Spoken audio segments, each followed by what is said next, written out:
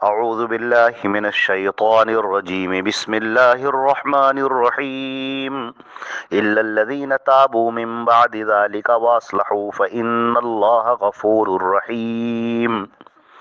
یہ سورہ نور کی آیت نمبر 5 ہے اور ترجمہ اس کا یہ ہے، مگر جو لوگ اس کے بعد توبہ کریں اور اصلاح کر لیں تو یقیناً اللہ بے حد بخشنے والا نہایت رحم والا ہے۔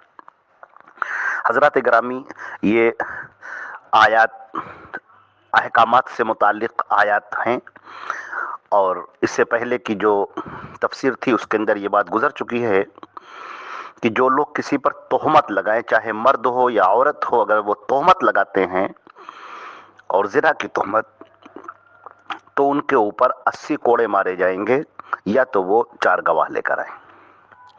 اس کے اوپر گفتگو گزر چکی ہے۔ اب یہاں پر یہ بات کہی جا رہی ہے کہ اگر کوئی تہمت لگاتا ہے کسی مرد یا عورت پر اور وہ زنا کی تہمت ہے، معاشرے میں اسے بدنام کر رہا ہے وہ، تو یا تو وہ اس ثبوت کے لیے 4 گواہ لے کر آئے، اور اگر وہ 4 گواہ نہیں لاتا ہے تو اس کی پیٹھ پر 80 کوڑے مارے جائیں گے اور اس کی گواہی کبھی قبول نہیں کی جائے گی۔ اب اس آیت کے اندر فرمایا گیا کہ الا الذین تابوا، سوائے ان لوگوں کے جنہوں نے توبہ کر لی اس کے بعد اور اپنی اصلاح کر لی، تو پھر اللہ رب العزت بہت معاف کرنے والا ہے اور بہت زیادہ مہربان ہے۔ اس بات پر اتفاق ہے، کوئی اختلاف نہیں ہے کہ اگر تہمت لگانے والا توبہ کر لیتا ہے تو اس سے سزا معاف نہیں ہوگی، یہ حد یہ معاف نہیں ہوگی اس کی توبہ کر لینے سے۔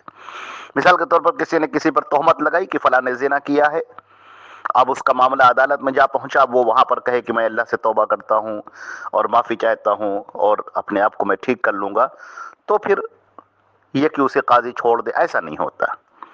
سزا اسے مل کر رہے گی، 80 کوڑے اسے مارے جائیں گے۔ اب یہ کہ توبہ کرنے کے بعد اس کی گواہی قبول ہوگی کہ نہیں قبول ہوگی، اس میں مفسرین کا اختلاف رہا ہے۔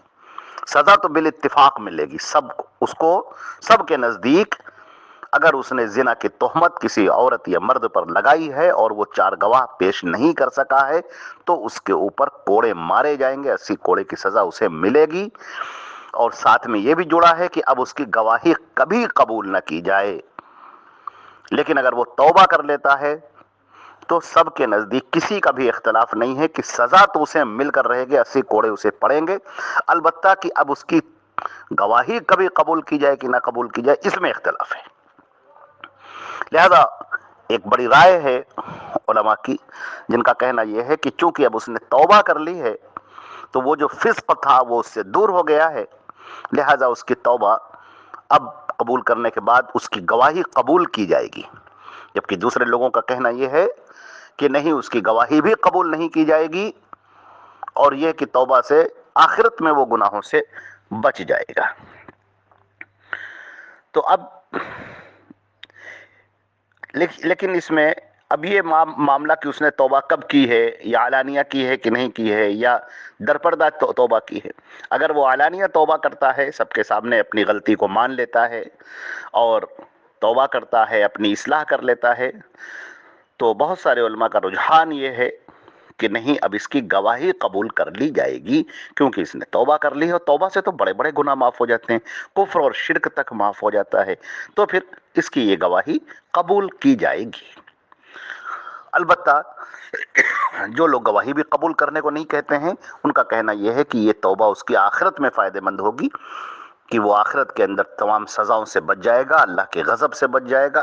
اس نے ایک رسوا کن کام کیا ہے، دوسرے کو ذلیل کیا تھا اس نے، لہذا اس سلسلے میں اسے سزا مل چکی ہے اور وہ توبہ کر رہا ہے، تو اللہ تعالیٰ اس کی توبہ کو قبول کرنے والا ہے۔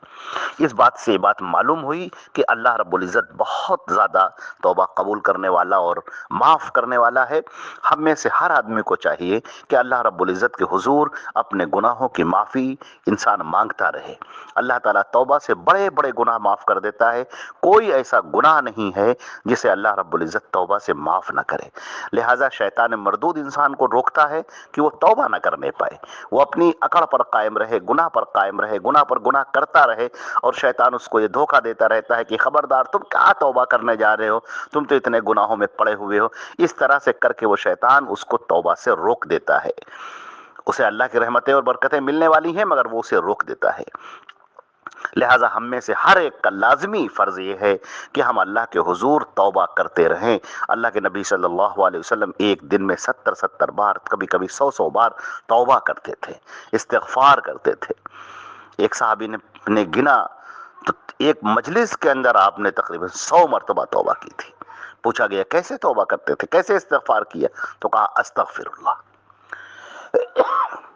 تو اللہ رب العزت کے حضور توبہ کرنا، استغفار کرنا، یہ ہم اپنی زندگی کا معمول بنا لیں، تاکہ جب اللہ کے ہاں ہم پہنچیں تو استغفار اور توبہ کر کے پہنچیں، اور اللہ تعالی ہمارے گناہوں کو معاف کرنے والا ہو اور ہمیں بخشنے والا ہو۔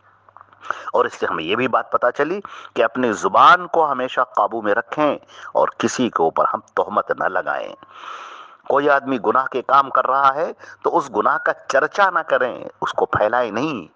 گناہ کے چرچا کرنے سے جو طبیعتوں کے اندر جو جرائم کی طبیعت ہے وہ ابھر کے آتی ہے۔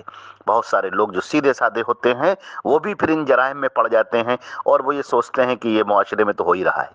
اس سے پہلے کی جو آڈیو تھی، جو تفسیر ہوئی تھی، اس میں ہم نے ذکر کیا تھا کہ یہود اور نصارہ کی یہ پوری کوشش ہے کہ گناہوں کو اس طرح سے پھیلا دیا جائے کہ لوگوں کے اندر گناہوں کی شناعت باقی نہ رہے، وہ گناہ کرتے رہیں ایک فیشن کے طور پر، ایک کلچر کے طور پر، اور ان کی طبیعتیں بھی اس کو برا نہ مانیں۔ واضح رہے کہ یہ ہماری اسلام کے خلاف ہے، اسلامی تہذیب کے خلاف ہے، اسلام کی تعلیم کے خلاف ہے، اسلام کے مزاج کے خلاف ہے۔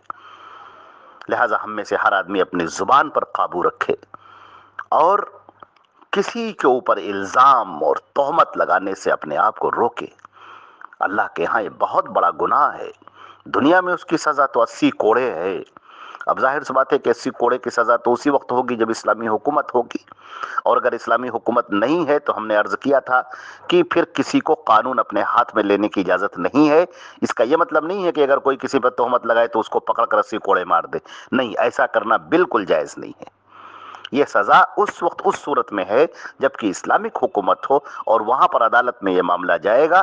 وہاں پر جب جائے گا جب قاضی یعنی جو مجسٹریٹ ہوگا وہ ان حالات کو دیکھے گا، گواہوں کو دیکھے گا، گفتگو کو سنے گا، ثبوت کو دیکھے گا، پھر سزا نافذ کرے گا۔ عام آدمی کو یہ اجازت نہیں ہے کہ وہ کسی پر کوئی تہمت لگائے تو اس کو پکڑ کر 80 کوڑے کی سزا اس پر نافذ کر دے، یہ بالکل اجازت نہیں ہے۔ تو یہ بھی اپنے ذہن میں بات رہنی چاہیے۔ اللہ رب العزت ہم کو اور آپ کو عمل کرنے کی توفیق عطا فرمائے، اللہ سے توبہ اور استغفار کی توفیق عطا فرمائے، زیادہ سے زیادہ اللہ کے حضور معافی مانگنے کی توفیق عطا فرمائے۔ والسلام علیکم ورحمۃ اللہ وبرکاتہ۔